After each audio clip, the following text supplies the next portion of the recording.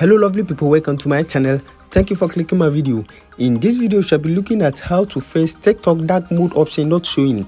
Yes, this time around we shall be looking at how you can easily face this, so I will need you to pay attention and follow me step by step. The method I will be teaching you guys today is very simple, so you need not to root to device, so this works in every country, so it doesn't matter your location.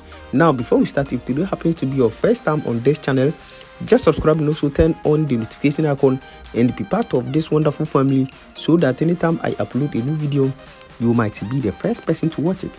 Now without wasting much time, let's get started. Now in the first place, all you need to do is to open your app store, your play store, and then make sure your TikTok application is updated to the latest version. So if you are not using the latest version of your TikTok, just update your TikTok to the latest version. And once you have updated your TikTok application, just go ahead and then open your TikTok.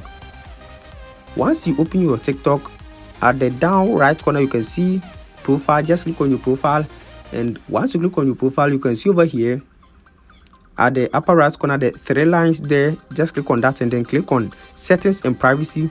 Now once you click on settings and privacy, scroll down to where you can see your display. Just click on display, and once you click on display, you can see over here dark.